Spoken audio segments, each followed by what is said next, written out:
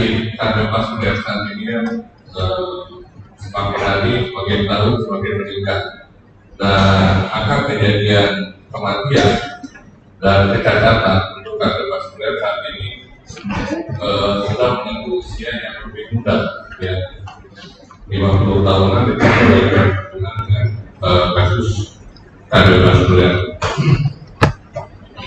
Banyak kasus ya di lingkungan kita, termasuk juga kakak ipar saya, seusia saya, kena serangan cepat, sempat nggak bisa bicara setelah paraplegia dan ada gangguan fungsi umur, jadi mau ngomong nggak bisa, mau nge-WA nggak bisa. Serangan terjadi pada saat kuliah seperti begini, jadi pulang nggak bisa, bingung, dan sekarang kejadian seperti ini.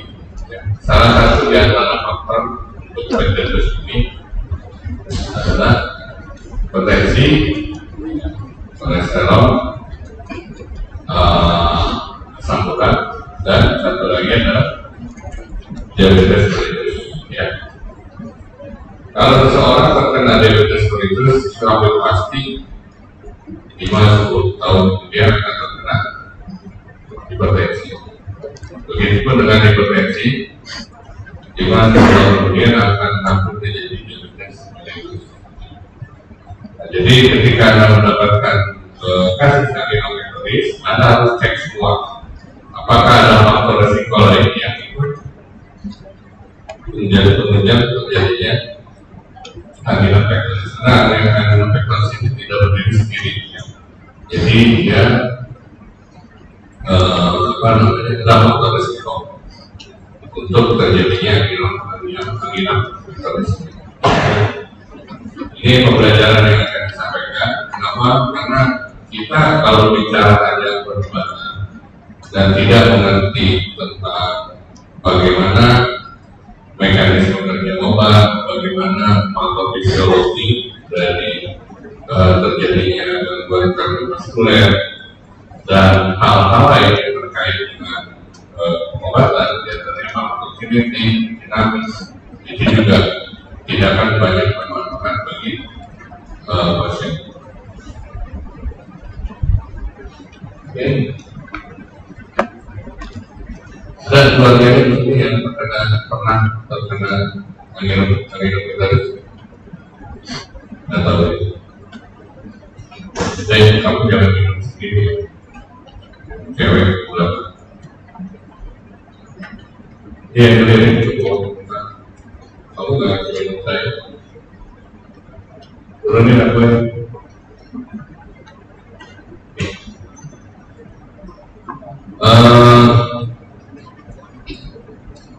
Anda pernah lihat film?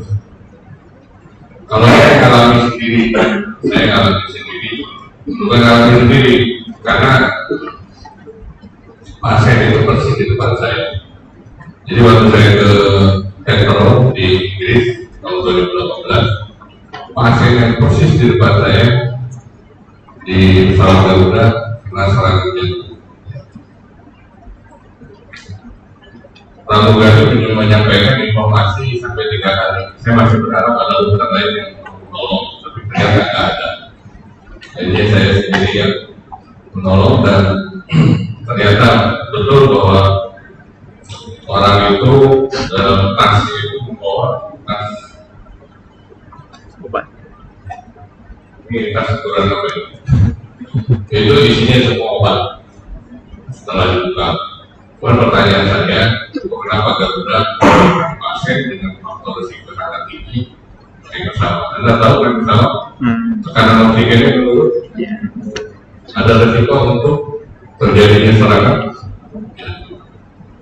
Kenapa terjadi angiomegalis? Karena ada ketidakseimbangan antara di mana suplai oksigen. Jadi serangan ya mau saya bantu sampai dengan 3 kali pada saat serangan kedua. Dari pertama saya sudah sampaikan kepada petugas sampaikan ke pilot, ini harusnya turun sekarang. Wah, nggak bisa Pak, ini. Tanggung jawab ya, bahasa Inggris pasti betul orang Inggris. Kalau nanti dia bukan urusan saya, urusan kamu pilot, turun dia kalau nanti baru. Ya masih ini ya, saran kedua, akhirnya kita nggak bisa tidur, nggak bisa istirahat sama karena ingin pasien dan pramugarinya satu pegang kunci setelah. Jadi serangan kedua, jadi serangan ketiga. Nah, pada saat serangan kedua, saya doa di sini, saya ngomong terakhir ya. Kalau tetap, saya bilang setelah ketiga ada serangan ini, saya nggak mau. Ini disampaikan ke pilot, serangan kedua itu baru 8 jam penerbangan dari Jakarta. Jika cerita terjadi serangan ketiga, akhirnya saya dipanggil kepala tangan, saya dipanggil ke pilot, suruh ke kokpit. Semua juga saya juga sekali masuk kokpit Airbus itu besar itu sampai 500 penumpang langsung ngobrol.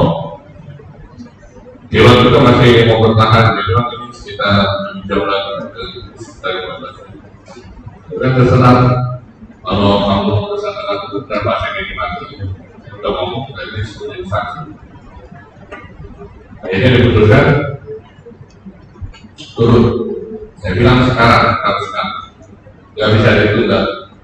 Akhirnya turun, pesawat mendarat di Mumbai, di India, dan ditangani oleh dokter. Akhirnya kita mulai vaksin di meteorologi. Nah, jadi banyak faktor risikonya. Ini juga sebetulnya jadi peringatan bagi Anda, keluarga Anda. Kalau ada yang punya risiko seperti ini, dia dianjurkan tidak untuk naik pesawat dengan durasi yang panjang, karena tuliskan sekali. Pertanyaannya, kalau angin vektoris itu bisa mati? Sangat bisa mati. Gejalanya apa? Gejalanya adalah chest pain, sakit dada. Sakit ini kadang-kadang ada yang bilang sakit, ada yang bilang kalau bahasa Jawa kecut ya, ada yang bilang kecut. Ini pada sebagian case itu kadang-kadang sakit ya, kadang-kadang susah dibedakan. Saran saya ketika nanti kamu jadi dokter, kalau jadi dokter ya, jadi dokter. Kalau ada curiga, lebih baik Anda perlakukan pasien sebagai pasien angina vektoris atau gangguan jantung, dibanding Anda apa yang berhadapan dengan pasien bisa menyebabkan mati.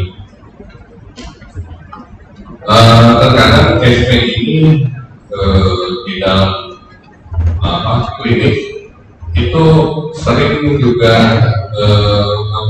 mirip dengan gangguan psikosomatik seperti GERD ya, atau MAG seperti itu.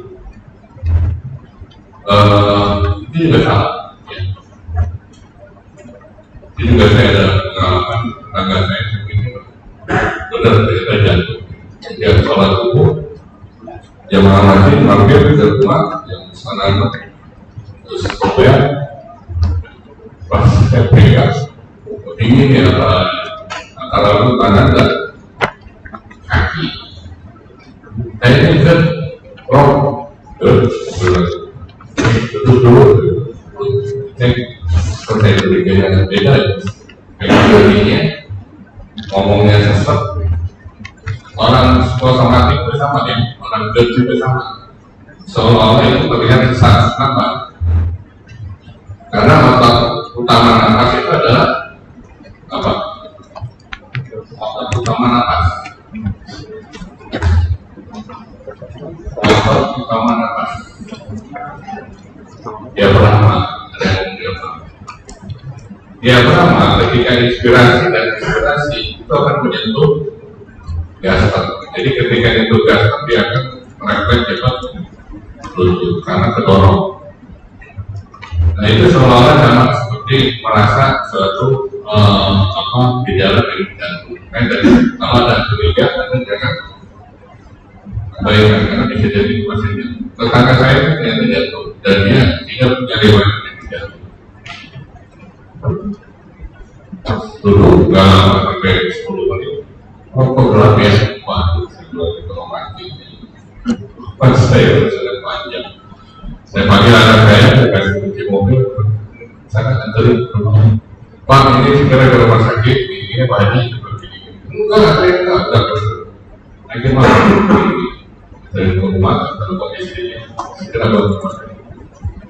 Ternyata baru 2 minggu yang lalu dibebas karena ejection fraction pada pembuluh darah di jantung itu kurang dari 30%. Artinya yang kebutuhan kontribusi akhirnya dibebas.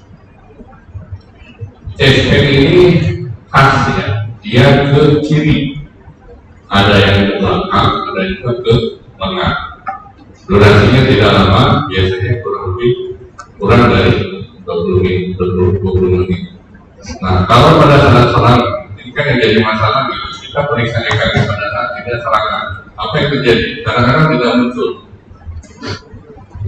gejala dari infak pada jantungnya. Infak itu ditandai dengan gelombang apa pada EKG? ST, elevasi, depresi.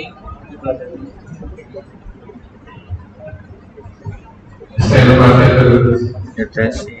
Yang khas untuk infak. Infak. Ya, di ada berapa tanda negatif? Tanda mana? Siaran itu berjalan ini. Tapi kalau ada di daerah kan susah, apalagi di perjalanan dan sebagainya. Itu tandanya ada. Tapi kita ketika di klinis, kembali saya ingatkan Anda harus melakukan pasien dengan pasien jantung daripada Anda kecolongan. Kalau saya merespon ke belakang, banyak teman-teman saya juga yang kecolongan akhirnya pasiennya mati dan akhirnya panjang urusan. Panjang itu kenapa? Karena keluarga pasien sudah terima dibilang dokter salah elevasi. Oke, ada juga tipe angina pectoris ya, pertama diskretal, yang kedua klasik atau unstable, yang ketiga unstable. Mana yang paling bahaya? Unstable. Soalnya unstable. Kenapa unstable? Saya tidak menampakkan. Kenapa unstable? Yang paling bahaya betul yang unstable, ya, karena ini adalah suatu akut coronary syndrome, ya, artinya ini bahaya dan tadi bisa menyebabkan kematian. Yang berikutnya kita lihat ada presmetal. Presmetal ini sifatnya sementara ya, sementara dalam artian dia bukan sklerosis, tapi adalah vasospasm. Spasm itu kontraksi ya, jadi biasanya itu kan suatu refleksi. Kalau yang stable dan unstable itu karena faktor sklerosis, ada apa namanya faktor risiko. Yang pada kris metal itu tidak ada faktor risiko. Pertanyaannya, apakah kris metal juga tidak bahaya? Bahaya juga. Ya sama, berisiko. Ya, berisiko juga. Tapi memang tidak sefatal pada unstable. Ya. Yang pada klasik stable itu karena sklerosis kita sama seperti pada stroke ya. Jadi kalau ada sklerosis pada pembuluh darah jantung itu hampir pasti ada gangguan vaskular, ada gangguan sklerosis pada vaskular lainnya. Di antaranya adalah otak. Anda lihat, kalau misalnya ini terus menyempit dan terjadi trombus, tahu trombus? Tahu ya. Dan dia lepas, menjadi emboli, itu juga sama bahaya. Bisa menyebabkan infak, dia tersumbat. Pertanyaannya, apakah orang kalau kena stroke infak itu tidak bisa jadi hemoragik? Bisa. Manifestasi pertamanya infak, pada periode berikutnya dia akan menjadi hemoragik. Oke, kita lanjut. Ini ada faktor risiko. Faktor risikonya apa? Tadi ya. Saya sebutkan lagi tadi ada 4. Yang pertama hipertensi, 2 anemia, 3 asam urat, yang keempat kolesterol. Ya.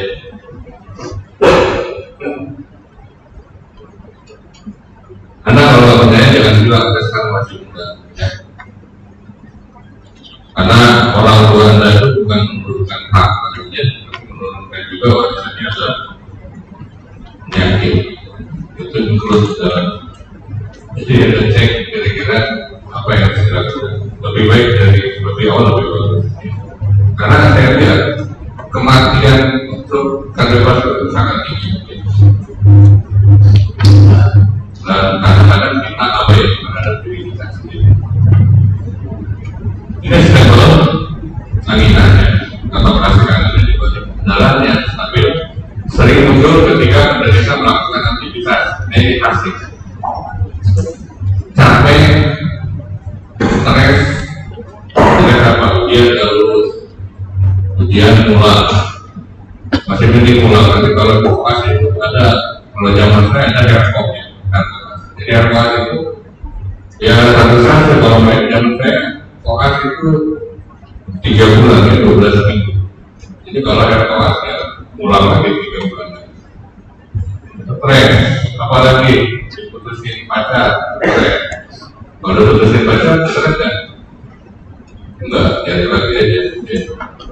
Kita tahu kayaknya pengalaman. Oke, kita lanjutkan. Atau Anda mendapatkan beban berat, misalnya apa? Anda juga punya kewajiban untuk mencari nafkah, Anda juga kuliah, juga capek. Tempelan kita memiliki pola yang teratur dengan durasi yang singkat, biasanya tidak lebih dari 5 menit. Sekarang membuat biasanya bisa mengalami keluhan. Yang saya ceritakan dari di pesawat Garuda itu jedanya sekitar 20 menit, ada serangan lagi. Serangannya sekitar 5-10 menit lagi, tapi yang buat repot kita penumpang jadi kayak dokter jaga. Oke, kita lanjut. Ini yang unstable merupakan jenis angin yang lebih berbahaya. Biasanya untuk tiba-tiba tidak bergantung pada aktivitas dan berlanjut meskipun penderita sudah beristirahat. Karena tidak ambil vaksin kita lagi, ya. Ternyata waktu terjadinya unstable lebih panjang dengan intensitas dari yang lebih parah dan yang stable. Gejala ditimbulkan tidak hilang walaupun penderita beristirahat atau minum obat. Pertanyaannya, sebelum harus masuk ICU atau ICU? Nah, ini nanti Anda pelajari ya di dalam apa saya tidak menyampaikan karena saya sebagai Pak Paul bukan sebagai dokter jantung. Sebetulnya ini ada nanti golden period itu waktu emas untuk penanganan pertama. Apa yang dilakukan dalam 6 jam atau 12 jam pertama pada saat serangan. Nah, kita cari untuk hal itu apa yang dilakukan supaya tidak ada gejala sisa atau sequelae. Tapi pertanyaannya bagaimana kalau di daerah? Ya kalau di daerah masih 3 minggu aja. Tunggu apa? Tunggu panggilan karena susah. Transport susah, terus yang petugas kesehatan susah, ya tentunya akan lebih berisiko untuk terjadinya kematian. Unstable umumnya merupakan tanda dari serangan. Ya. Kalau kondisi mental dengan kedua jenis yang sebelumnya, karena adanya kekakuan atau spasm sehingga terjadinya penurunan aliran darah untuk sewaktu atau waktu-waktu tertentu. Merupakan jenis anemia yang cukup jarang terjadi. Anemia ini justru muncul saat istirahat. Ada lagi tidurnya kalau tiba-tiba ada orang yang sesak.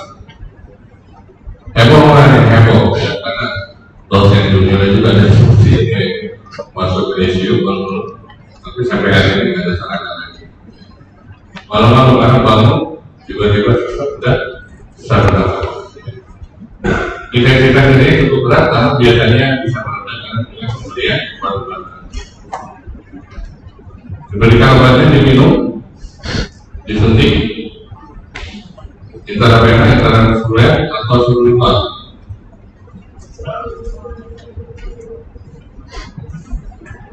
Angkat tangan yang intravena pada serangan akut. Nggak ada. Intramuskuler?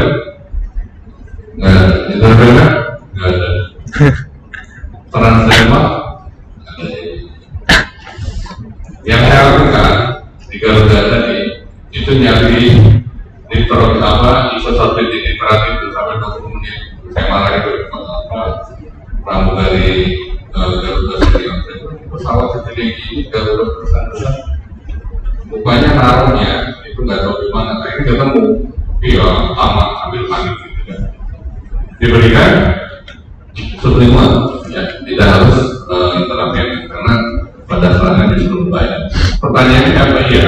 Sublingual itu bisa lebih cepat ya, karena dia merupakan salah satu puskesmas metabolis. Ini kita lihat ya, kenapa terjadi tadi iskemik atau CSP, karena ada ketidakseimbangan oksigen suplai dan negatif. Ini normal. Ini kita lihat semakin hari semakin lama dia akan menjadi skrabasis. Kita lihat ini sisi dalam namanya tunika ada memang jam juga dalam tunika intima. Ini selapis apa? Dotternya itu selapis dan lupa ya. Ini adalah yang terdalam ya, yang di dalam pembuluh darah. Ini kita lihat dia menumpang. Faktor resikonya dari umur dan genetik. Yang lain adalah tadi hipertensi, DM, smoking, dan pertanyaannya smoking apa ini? Saya sering berkelakar. Ada tuh, ada orang Amerika di sini. Mana? Jangan-jangan punya ini apotek nakal, bukan? Itu yang punya apotek nakal. Saya lupa namanya Pak Haji. Saya dekat dengan dia lalu. Usianya sampai di atas 100 tahun, dan dia perempuan. Sehari itu lebih dari 3-4 bungkus. Saya masih sering praktek di ketika saya sering tanya, Pak, obat itu benar? Iya. Kamu apa saya? Saya nggak percaya. Karena orang nanti kalau merokok kemudian pendek, kok malah panjang. Jangan-jangan merokok panjang karena merokok kecil. Ya, kita akan sama dia smoking tadi dislipidemia atau gangguan pada kolesterol. Kita lihat faktor resikonya apa? Ada yang gemuk di bawah ini? Ada.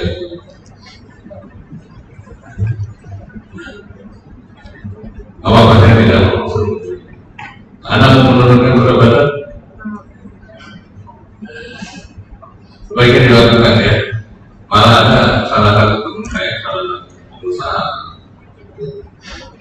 yang tadi badannya 2 kali dari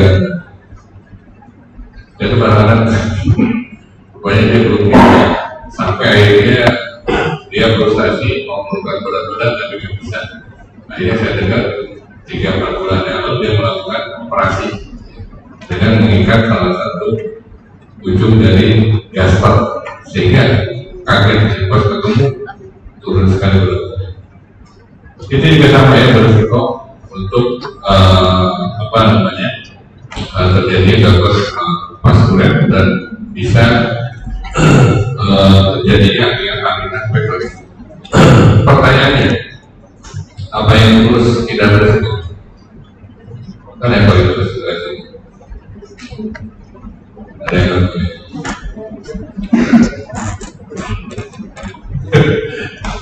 Kamu? Ya sekarang kamu yang masih lulus, kau udah yang terus juga nggak apa-apa sekarang berbahas ini. Hiperkolesterolnya itu tidak juga menandakan juga overweight. Pada banyak case juga dia underweight. Kita lihat, kita kendalikan faktor risikonya, kita treatment faktor risikonya dengan obat-obatan.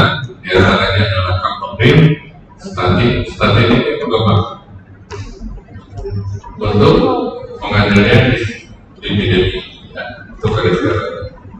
Lalu yang berikutnya ini anti pelanggaran aggregation, yaitu aspirin. Aspirin ini seumur hidup diminum, ya. Ada kelemahannya aspirin. Kenapa? Efek terhadap lambung, dia bisa iritasi karena ini bersifat asam. Tujuannya apa? Untuk mencegah terjadinya agregasi dari kolesterol. Jadi kalau Anda lihat pasien gangguan kardiovaskuler yang meninggal jadi akhirnya pektoris itu dari ujung ya, karena dia memang akibat itu darahnya viskositasnya cukup tinggi, darahnya ketal, sehingga tekanan yang diberikan oleh jantung untuk mendorong darah itu perlu tenaga ekstra. Makanya di jantung itu biasanya dilihat ada hipertrofi pada sebagian kasus. Hipertrofi itu apa?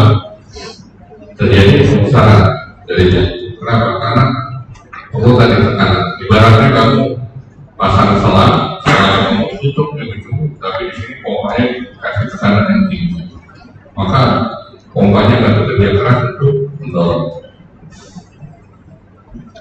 Yang berikutnya ini untuk pengendalian hipertensi dan juga untuk membuka pembuluh darah atau vasodilator. Di antaranya adalah beta blocker. Contohnya apa? Biasanya beta blocker yang spesifik dan selektif atau non spesifik, non selektif.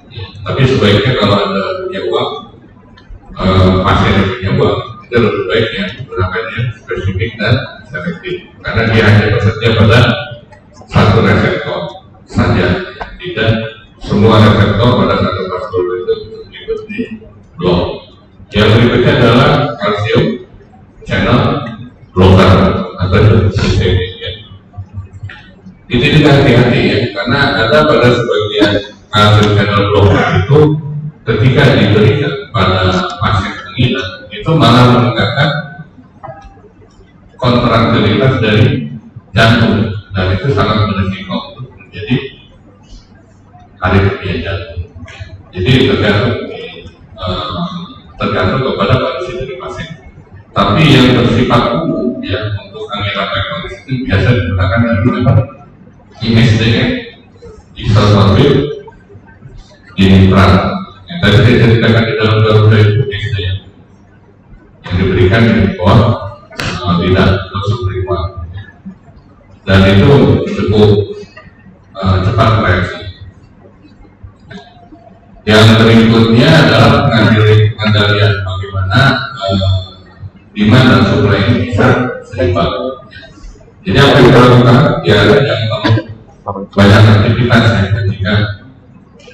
Tapi kan orang begitu merasa sakit, maka dia akan aktivitasnya meninggi, ya. Kenapa? Karena sakitnya. Gimana sih rasa sakitnya? Jangan ngerasain dulu, ya. Baca dulu lebih baik. Anda tidak merasakan, karena akan berisiko terjadinya kematian. Sama dari menggunakan berat, saya risiko terus nanti sholat berat. Nah ini ada tambahan lagi seperti koagulasi. Contohnya apa? Misalnya kembali ini yang jadi dulu sekarang di mana di kedokteran. Apa yang digunakan kembali untuk DSA? Tahu DSA? Tahu yang dilakukan dokter apa? Menggunakan heparin. Tadinya heparin itu digunakan sebagai diagnostik, tapi dibelokin menjadi treatment yang dikenal dengan DSA. Mahal, baik. Rata-rata sekali treatment sekitar 40-50 juta. Karena sebenarnya itu kontroversi heparin hanya untuk diagnostik, bukan untuk apa namanya treatment. Kalaupun mau digunakan itu sifatnya sementara. Oke, yang berikutnya adalah sedatif tadinya untuk mengurangi nyeri dan menimbulkan relaksasi digunakan nanti sedatif. Sedatif itu apa? Untuk menimbulkan kantuk. Jadi kalau kantuk dia akan tidur. Kalau tidur maka aktivitasnya akan berkurang. Sudah terjadi relaksasi. Kenapa terjadi relaksasi? Nanti saya akan jelaskan di belakang itu bagaimana kontraksi, ada peran kalsium, bagaimana channel kalsium itu dibuka, dan bagaimana apa namanya mekanisme kontraksi otot itu terjadi. Pertanyaannya, ada nggak sedatif itu mengaruhi terhadap kontraksi otot tadi? Ada. Dan memang pemberian sedatif juga sangat diperlukan. Yang berikutnya adalah analgesia morfin pada kasus-kasus yang tertentu. Pertanyaannya gini, manifestasi dari angina ini khususnya yang unstable.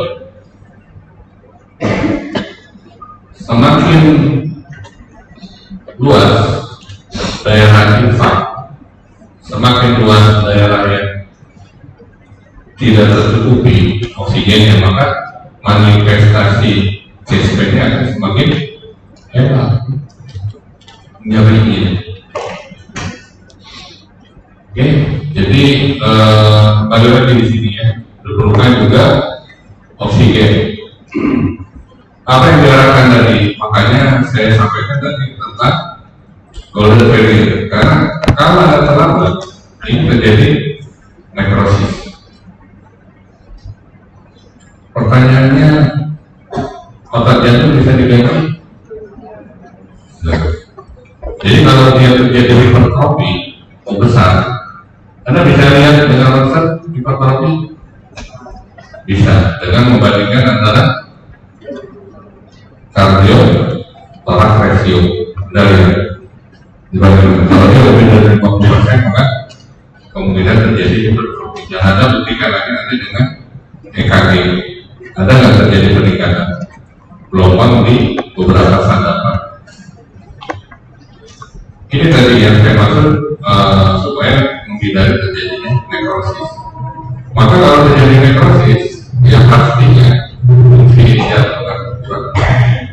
Padahal kita tahu bahwa suplai oksigen darah untuk ke perifer itu supaya tercukupi itu tidak boleh kurang dari 75%.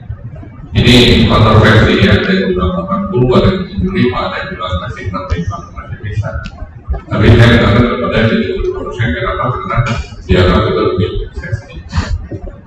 Oke, ini prinsip treatmentnya adalah improve perfusion of myocardium. Jadi bagaimana meningkatkan oksigen. Yang satu organ nitrat, yang kedua kalsium channel blocker.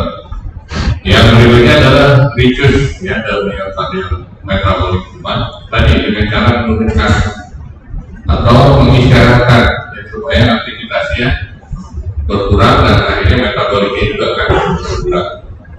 Yang ketiga adalah reduce the risk, ya, antihipertensi, drug lowering lipid, antidiabetik, drugs. Ini saya sering lihat pasien-pasien yang tadi yang saya sebutkan. Itu sehari paling tidak minum 15 sampai 20 tablet satu hari. Jadi kalau sekali minum itu ada 6-7 tablet, dan itu bertahun-tahun, ya, bertahun-tahun. Pertanyaannya, kalau pasien-pasien seperti itu bosan nggak ketemu dokter? Bosan. Anda harus memberikan edukasi kepada pasien, dan Anda harus bisa menganalisis apa yang menjadi faktor risiko tadi. Ini ada satu contoh, ya, nggak apa-apa bisa saya sampaikan karena saya juga sering olahraga. Itu ada salah satu rekor di Indonesia ini. Dia cerita kalau bosan merokok katanya selama lebih dari 15 tahun mengkonsumsi obat-obatan yang lebih dari 15 sampai 20 tablet sehari. Akhirnya saya mencari second opinion, pendapat lain, dan ada dokter lain mengatakan Bapak harus begini. Di antaranya yang dilakukan adalah jalan, ya, jalan, dan akhirnya berat badan turun, kolesterol turun, hipertensi turun, kencing manisnya terkontrol, dan akhirnya ketemu dengan saya sekitar sebulan yang lalu. Sama sekali tidak menggunakan obat-obatan. Dari setiap satu event, misalnya kalau itu 18 op, yang minimal mall itu sekitar 500 meter, tinggalkan dia nggak pernah naik kendaraan, dia jalan kaki. Saat ini usianya di atas 8 tahun. Nah, jadi ini kan yang kita sampaikan, ya, treatment secara farmakologi. Karena pasti pasien yang seperti ini merasa frustasi. Kenapa? Minum obat tiap hari. Saya sering bercandakan ya pada pasien, oh ini bisa nggak sih saya bosan minum obat? Jawabnya, Bapak mati aja gitu, dipusin. Kalau saya nggak bisa bercanda, Pak, Bu, pernah bosan nggak makan nasi? Ada bosan juga nggak makan nasi? Enggak. Ada kenapa makan? Nggak ada yang protes. Makan mie sebakul juga. Udah makan belum? Belum. Karena belum makan nasi. Nah, jadi hal itu yang harus dilakukan, ya. Jadi bosan pasti orang-orang ini kan, ini masuk penyakit katastrofis tiap hari harus minum. Ada nggak dampaknya terhadap organ lain? Ada. Obat ini paling banyak di metabolisme di kepala. Yang kedua di ginjal. Itu dua organ itu jadi pusat perhatian.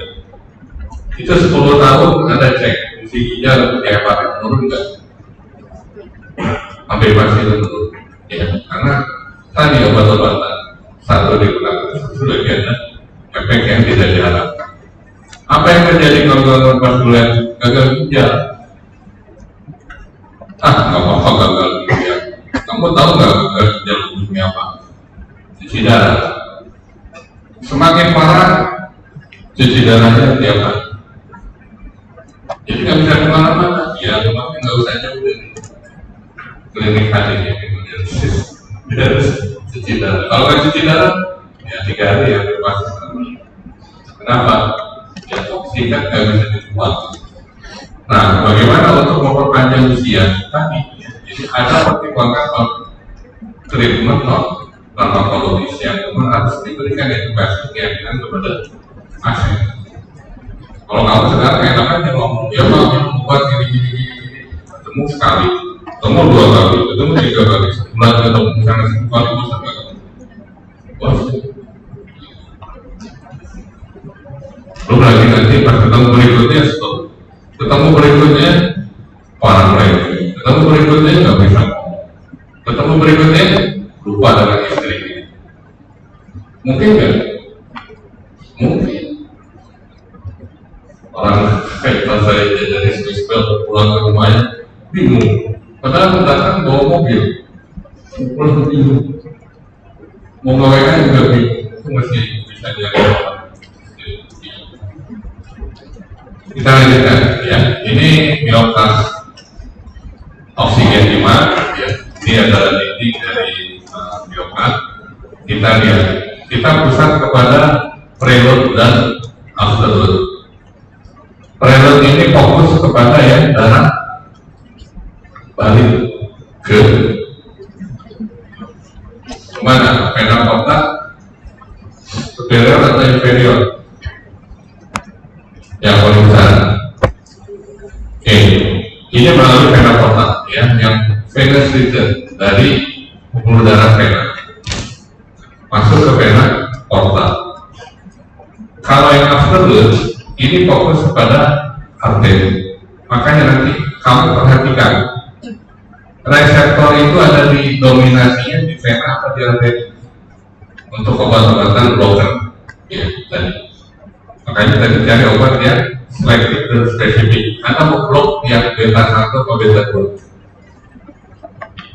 Hati-hati ya, Anda memberikan obat beta blocker lalu tadi non spesifik, semua reseptor beta di blok. Ada pasien asma datang, dia datang dengan keluhan hipertensi, Anda berikan propranolol. Tahu propranolol? Lalu salah satu beta blocker non selektif dan non spesifik. Apa yang terjadi? Bila diminum obatnya dia bengeng. Kenapa? Karena reseptor beta 2 itu ada di blok. Kan dia teraktivasi dan akhirnya dia sesat. Ya. Ini fokus kepada arteri. Jadi apa yang dikendalikan nanti arterinya? Kalau ini yang dikendalikan adalah venanya. Tujuannya supaya beban dari jantung ini berkurang dengan cara menunda itu masuknya cairan dari tubuh bagian bawah dan atas ke vena porta.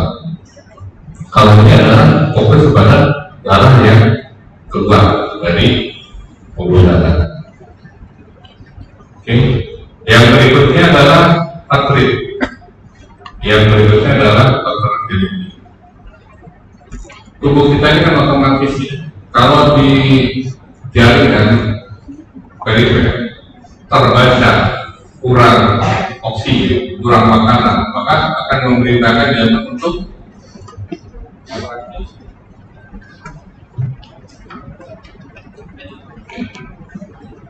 seperti tadi ya, itu adalah satu keadaan yang fisiologis. Tapi kembali lagi, bagaimana kalau misalnya itu dimanipulasi dengan obat-obatan? Itu pekerjaan kita sebagai dokter ya tadi untuk mengendalikan semua faktor risiko tadi.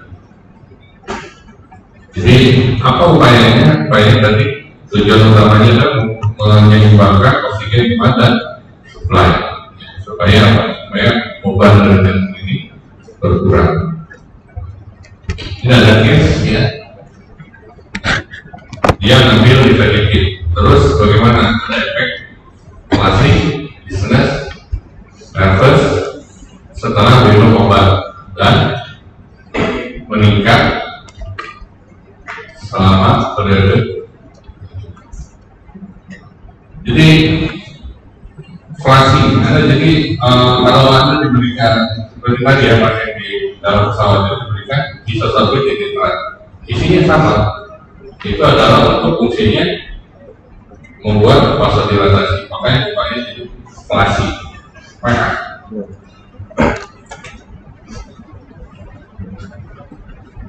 Bagaimana nitrogliserin? Yang itu nitrogliserin ya, lalu controlling dan sebagainya. Kembali lagi pesan saya bahwa ada jangan pernah benefit orang dengan keluhan tersebut. Walaupun pasien itu pasien biasa ada dengan keluhan atau gastritis. Kita sekarang obatnya ya, ada nitrogliserin. Ini disingkat dengan isosorbit nitrat. Ini isosorbit mononitrat, ada tetranitrat dan tetranitrat. Saya tambahkan di sini ada satu obat yang juga itu diperkenalkan kayaknya sekitar tahun 90-an ya. Kemudian obatnya transdermal seperti nitrogliserin itu ditambahkan di dada kiri dan itu bisa bekerja 24 jam secara reguler dan teratur. Nah, jadi kebanyakan obat-obat yang karena tadi ya ada misalnya jauh dan lain sebagainya dan pasien juga biasanya bosan minum, maka alternatif yang lain adalah diberikan dengan cara transdermal. Jadi kayak salon pas ditempel di dada kiri persis di atas jantung. Ini yang saya sampaikan tadi ya. Ya, tujuannya tadi bagaimana membuat vasodilator atau vasodilatif supaya pembuluh darahnya lebar. Harapannya apa? Volume darah bisa lebih banyak. Cuman ini kan tergantung ya, saya sampaikan tadi. Kalau dia sklerosis sudah sangat oklusif apa akhirnya ya nggak bisa lagi anak berikan disability berat. Bisa nggak mendiagnosa? Bisa. Anda berikan nanti kontras, berikan jantung kardiovaskular bisa menurun, diberikan kontras lalu dipotong, dilihat. Fokus pada jantung. Jadi ini mungkin yang bisa dibuat vasodilator itu mungkin yang kurang dari 60% kesempatan. Kalau yang lebih harapannya adalah untuk buat vasodilatasi. Kenapa bisa terjadi vasodilatasi? Karena terjadi relaksasi. Kenapa terjadi relaksasi? Karena ada aktivitas dari guanin sirkulasi. Guanin sirkulasi ini adalah tadi mata rantai bagaimana salah satu dari target obat. Target obatnya adalah mengaktifasi dari guanin sirkulasi. Jadi kalau tarik lagi ke atas tadi ya, bagaimana mekanisme kerja obat pada target. Jadi ada yang melalui kalsium channel blocker. Jadi fokus kepada kanal kalsium. Jadi kanal kalsium itu terlalu bisa untuk karena terjadi perbedaan voltase antara elektrolit yang ada di dalam. Misalnya natrium keluar, natrium ke dalam atau kalium keluar. Akan terjadi perbedaan voltase sehingga kanal blocker itu atau yang lain ya melalui kinase atau yang lain melalui protein itu tergantung dari mana yang dilakukan. Kalau tidak salah guanin sirkulasi ini yang namanya adalah second messenger adalah protein salah satu reseptornya ada yang protein. Ngomong jauh ada yang tahu protein ya tulis saja lah kalau tinggal di sini ya bagaimana protein dan sebagai second messenger itu bisa membawa obat menuju target dan apa yang terjadi downstream atau kasket dari reaksi molekuler itu sampai dengan di targetnya pada vasodilatasi. Ya. Apa yang terjadi ini adalah nitrogliserin isosorbit nitrat dan temannya membuat dengan gugus SH ya, sehingga nitrogliserin mengaktifkan guanin sirkulasi sehingga terjadi mengaktifkan CIS ini sehingga terjadi vasodilatasi. Kita lihat yang berikutnya, efeknya adalah oksigen supply meningkat, dan relate itu tadi darah yang paling melalui vena masuk ke vena porta yang kurang, sehingga masuk darah yang masuk ke kiri kanan juga berkurang, sehingga beban dari jantung berkurang, sehingga memberikan ruang kepada jantung untuk bisa berkontraksi sesuai dengan ditakdirkan. Ya. Karena kalau terjadi aritmia yang sudah hampir pasti suplai oksigen dan darah itu akan berkurang. Harapannya tadi oksigen banyak menjadi menurun. Ya. Oke. Tadi takikardia bisa juga ya, bisa karena memang kekurangan atau kelebihan. Ya. Dan itu menjadi suatu masalah pada penyakit angina. Kenapa? Beban jantungnya makin besar. Apa yang terjadi? Ya bisa jadi heart attack, ya, kematian. Itu pun sama terjadi pada kemudian obat-obatan yang tadinya nitroglycerin, ESD dan temannya. Apa yang terjadi? Kita lihat. Nah, bagaimana kalau pemberian yang lama, ya, yang lama itu apa? Yang terus-terusan. Kalau antibiotik kita kenal kan istilah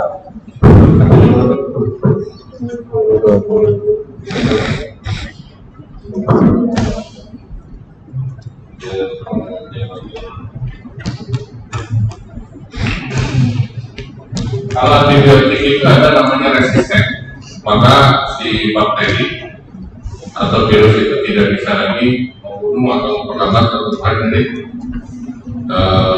mikroorganisme. Kalau di farmakologi kita kenal toleransi. Jadi reseptor itu makin lama makin tidak beraktivasi. Kenapa? Karena sering kontak tadi. Akhirnya apa? Memerlukan dosis yang lebih tinggi lagi dan akhirnya dia tidak berefek sama sekali. Apa yang dilakukan? Makanya tadi setiap, kalau saran saya setiap 3 bulan itu lebih baik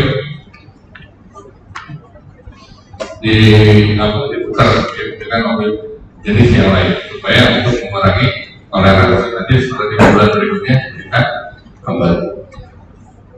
Oke, kita lihat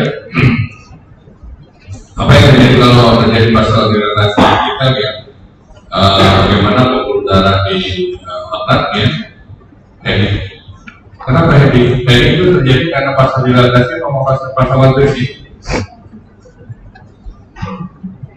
Katakan, siapa yang disini vasodilatasi? Ya udah nggak lulus. Siapa yang mengatakan vasokonstriksi? Kita lihat tadi nitroglycerin itu kan klasik, maka dia kena vasodilatasi kayak gitu karena vasodilatasi. Ini bukan karena vasokonstriksi, ini kadang-kadang itu sudah salah. Nah, yang diharapkan lagi adalah blood pressure-nya turun, sehingga nanti, nah ini hati-hati.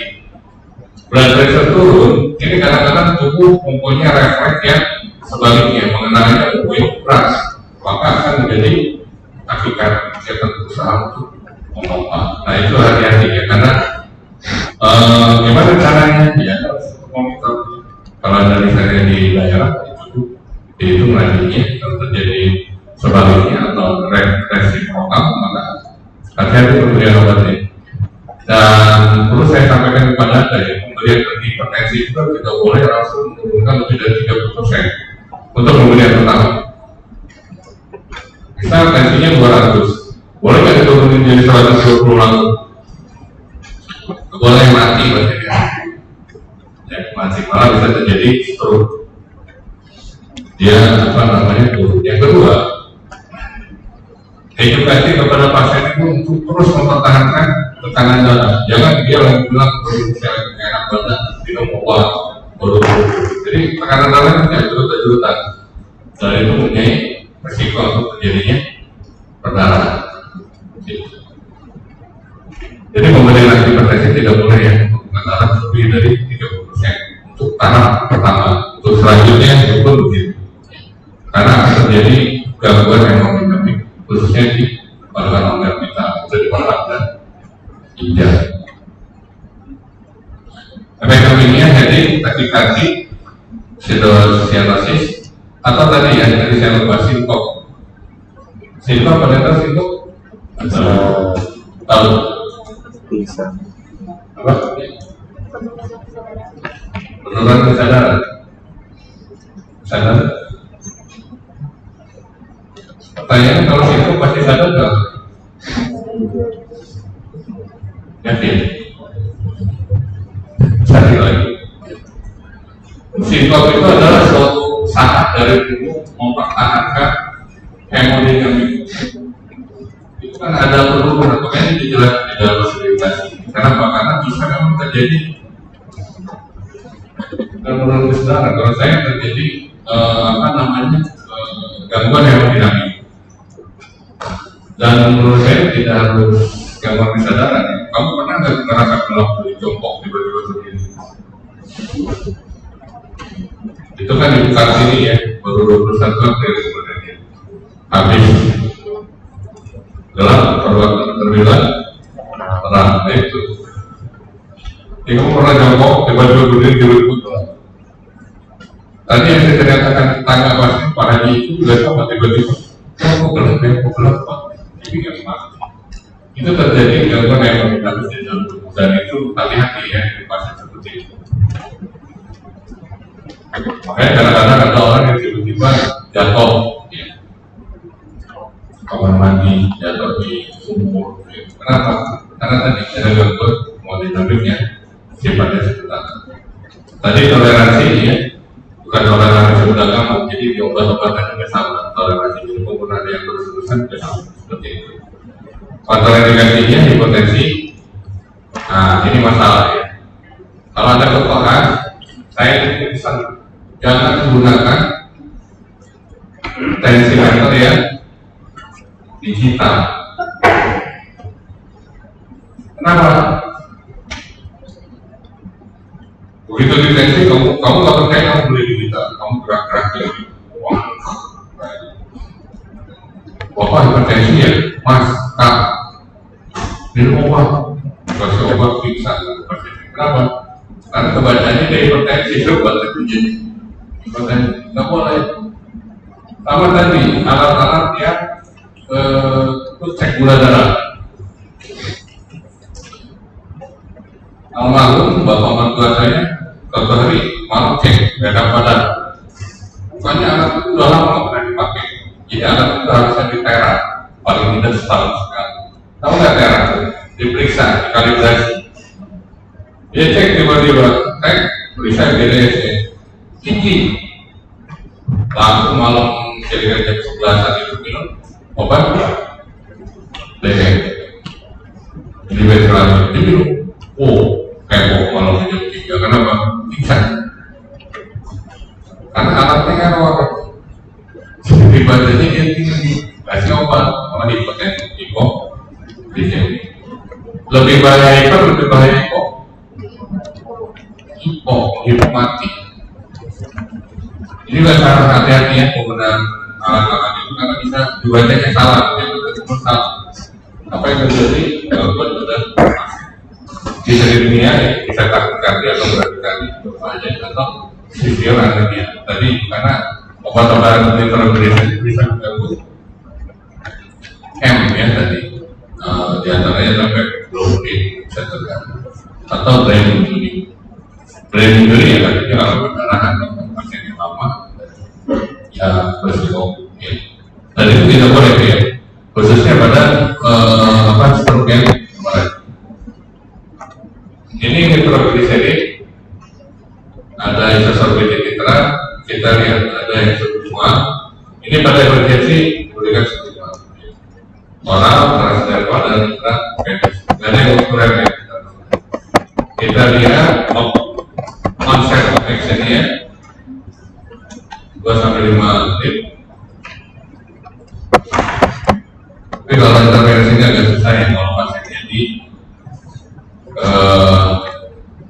klinik di praktek kita, kalau di rumah sakit di sini harus kan terapkan. Jadi relatif lebih cepat. Kalau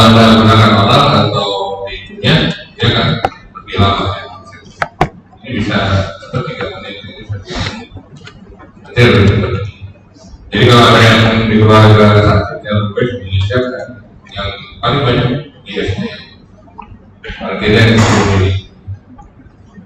Oke, ini obat-obatan itu mekanisme operasinya ada dampaknya terhadap atlet dan vaskuler. Kembali lagi, kita bisa memberikan obat-obatan itu kita harus juga punya gambaran. Kalau untuk pertama kali oke lah, nggak apa-apa kita berikan dari luar. Kita ajukan pasien untuk periksa supaya kita nggak salah. Nah sekarang memang karena BPJS, ya kalau BPJS memang wajib harus bukan begini itu ada struktur pejabat atau pejabat yang pasti bisa melakukan BPJS tapi dengan ya tetap mengikuti prosedur tapi tidak terlalu. Ini nggak secara metode lokal ya, tidak satu PDP, namun ini KDP, kalau DP dan kenapa ini tadi kita kenali tentang membran sel ya, di mana si kalsium ini bisa masuk. Ada rangsangan yang terjadi tutup atau buka. Kalau bloker itu berarti dia menutup sehingga kalsium tidak bisa masuk. Kalau intraseluler itu kalsium intra apa ekstra?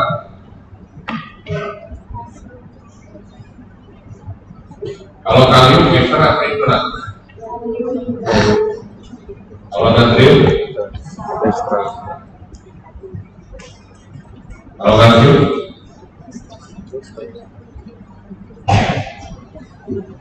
belajar lagi ya, ekstra ya. Nah kalsium ini salah satu unsur untuk terjadinya kontraksi otot. Oke, kita lihat. Nah bagaimana efek kalsium channel blocker terhadap vaskuler? Dia meningkatkan kolateral flow. Ngerti kolateral? Kolateral ngerti? Pergi kemana?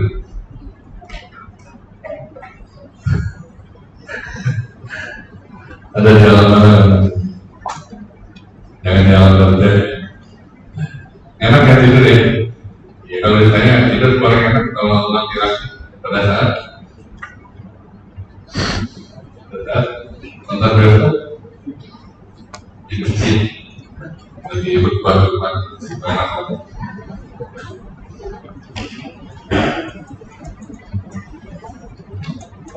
Si kaki enggak si tangan enggak dicek pak maksudnya ngantuk boleh karena ngantuk itu kalau ngantuk terus kemudian malamnya terjadi. Kolateral itu adalah mencari jalan alternatif.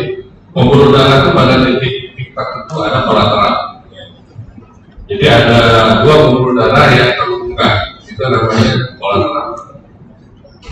Jadi meningkatkan kolateral flow sama absolut. Kalau pada arterit menurunkan kontraksi, menurunkan arterit dan kontraksi. Ya. Memang ini harus satu paket ya. Kenapa? Karena tapi ada perhatikan nanti ada obat-obatan tertentu yang memang ini sebaliknya dan tidak boleh pada pasien-pasien tertentu. Ini kita lihat. Ya. Kalau di PDP heart rate-nya frekuensinya meningkat.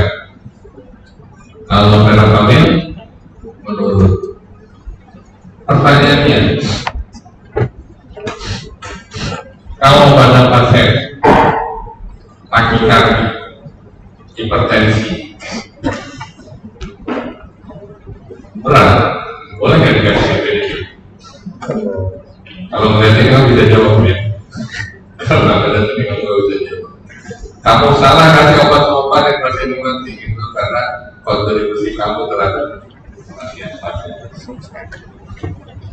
Hati-hati, kita pilih yang aman. Ya. Ini salah satu case, masih banyak case yang lain. Yang kedua yang saya ingin ingatkan kepada Anda tadi karena ada multi drugs.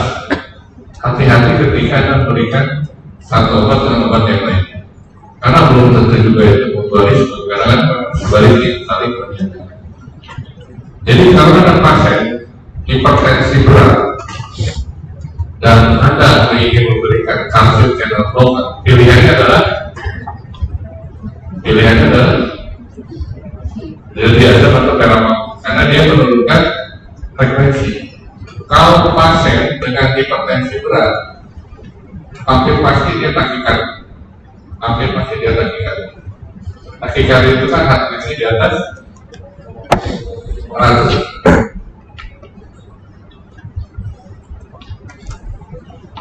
Atrial fibrilasi itu masuk takikardia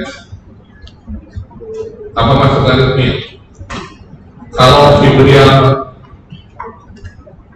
atrial fibrilasi masuknya aritmia.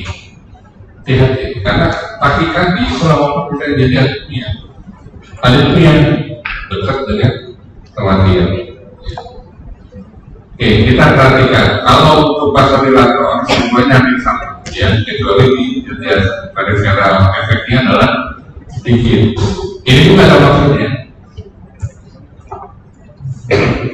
Jadi kalau Anda ingin memainkan bahwa memang ingin menurunkan dengan cepat, itu Anda gunakan DPDP atau kenapa?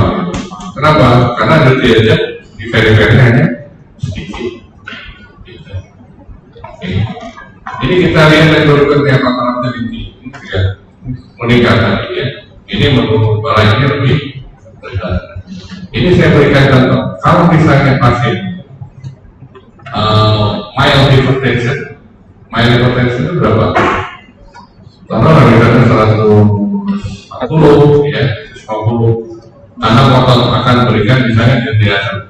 Boleh, hati-hati ya karena dia kontrol tensinya menurut anak tadi.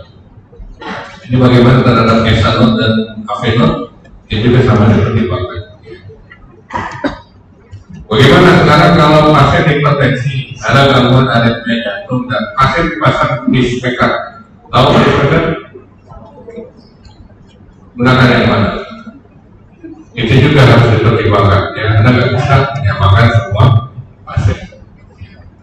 Efek sampingnya masing-masing swelling, musik, muka, depresi atau blok. Nah ini ya obat-obatan yang kayak pegadaian. Anda tahu prinsip pegadaian? Tahu nggak ada yang pernah kali pegadaian?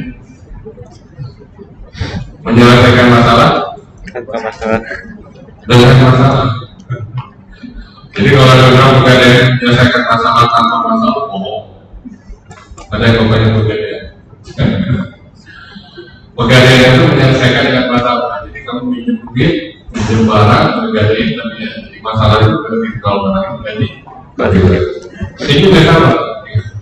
Menyelesaikan satu kasus, tapi menjauhkan blok. Jadi gimana? Ya tadi kan harus analisis. Jadi kalau Anda punya pasien-pasien tertentu, Anda harus punya gambaran secara holistik untuk mengenai pasien. Nanti kamu obatin dengan itu malah menjadi blok. Apa yang dilakukan? Ya berarti obatin. Atau tetap diberikan itu, Anda harus juga berikan anti bloknya. Apa? Ya nanti kita lihat. Ada beberapa obat yang untuk bisa untuk blok ya, ada juga yang misalnya bloknya tergantung ada yang secara keseluruhan atau hanya sebagian tergantung pada daerah yang terblok atau terjadi hipertensi. Oke, ini kinetiknya terbanyak di liver ya, renal. Ini kalau ditanya aja kalau dua soal gampang, gimana di metabolisme tadi ya DPDP dan renal.